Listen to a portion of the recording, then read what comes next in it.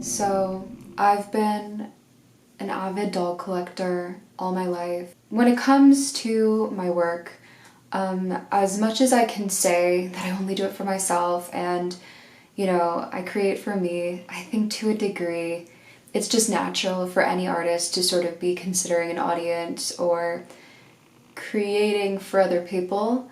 But doll collecting is one of the only things I do just completely for myself, except for maybe glimpses on my Instagram story, or maybe on YouTube I'll post a custom that I'm really proud of, but on the whole it's always been kind of something I kept to myself. I think one of the reasons why I avoided talking about it was that I felt that it came off as performative weirdness, but there's really nothing performative about it at all to me. It is just something I do that brings me pure joy and pure happiness. I know a lot of people might find dolls very creepy. I completely understand that because I think we're inundated with a lot of media about killer dolls or like creepy dolls like Annabelle or Coraline or whatever.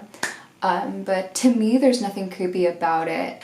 Obviously, you can't help if that's the way that someone feels about it. I don't really feel uncanny feelings towards things with human faces. I actually really like a lot of art and decor that has kind of cutesy little eyes and nose and lips on it. I think it gives objects a lot of character. I don't like to keep them in a box. I like to display them, and I actually repaint a lot of them. I restyle them, I move them around, I reconfigure them. Something that I tell myself when it comes to dolls, and I think can be applied to everything, is that owning is not the only way that something can be appreciated. Sometimes I'll see a doll in the store and I really, really like it, but then I think to myself, I have so many, do I really need this? It's something that we can all kind of practice when we see something in a store and we feel a strong reaction to it, is to take a picture of it, and then maybe you can incorporate aspects of it into your art, or maybe you can customize something that you already own to be similar to it. I feel like with these dolls you can really give them like 1,000 lives in that way. I have some collections that I would consider complete, not because I collected every single doll there is to have, but because I just feel like happy with what I have. For example, I would consider my Sunny Angel collection complete. I have enough, I don't need any more. But I have other collections that I'm kind of looking to expand. I can't even remember the last time that I bought a doll new in box. Most of the time I have just encountered them while walking around estate sales, thrift stores, or they're gifted to me. I kind of like that aspect of it. I like kind of feeling like I'm taking something old and giving it a new life. Since I was a child, I've always been more into sort of creating tableaus and setting scenes with the dolls rather than like playing with them. I'm always cleaning them and giving them a face up, or just making sure that they're in the best shape that they can be. I think that there's just something to be said for like putting a lot of gentleness and care into something that you own. I really believe that patterns like that kind of extend to the rest of your life. It keeps your brain like sharp in a way. To have something kind of tactile that you can return to. I want to address, I guess, the argument of overconsumption. I really do believe that surrounding your space with objects that bring you joy and make you smile and add levity to your day, it really does make a difference in your mental health. I think just decorating your office or your bedroom or your car with little trinkets and tchotchkes that make you smile can really inform how you move about your day.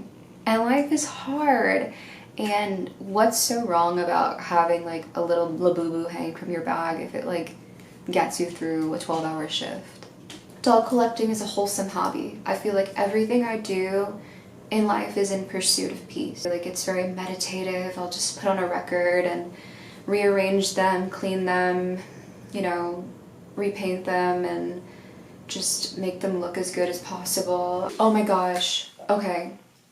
When I was in middle school, I remember the Hunger Games Barbies dropped, and I was so excited.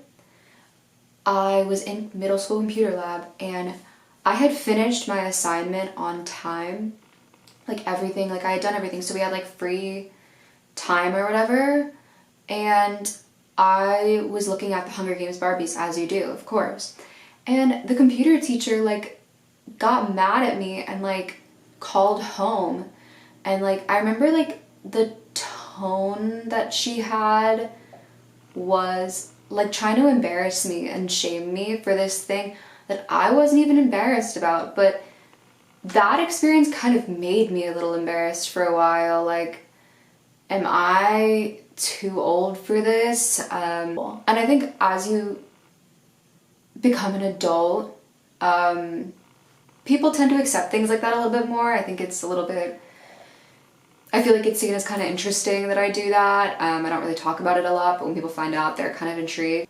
And I think part of why I wanted to speak about my collection in this video is I think there's definitely a pressure on young girls right now to grow up as fast as possible and to sort of emulate what they see on TV, which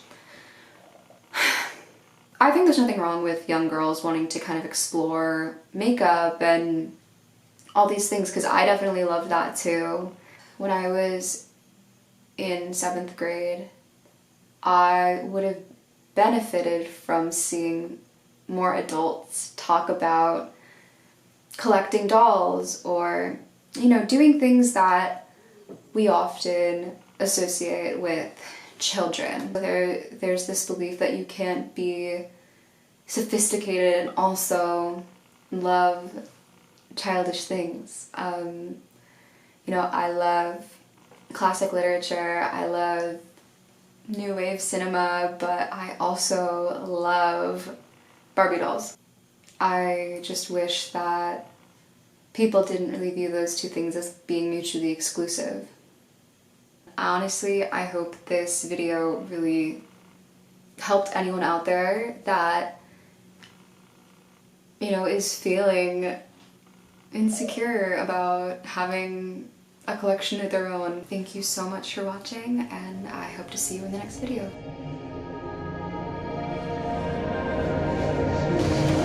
I'm like in heaven right now. Oh, I'm so glad.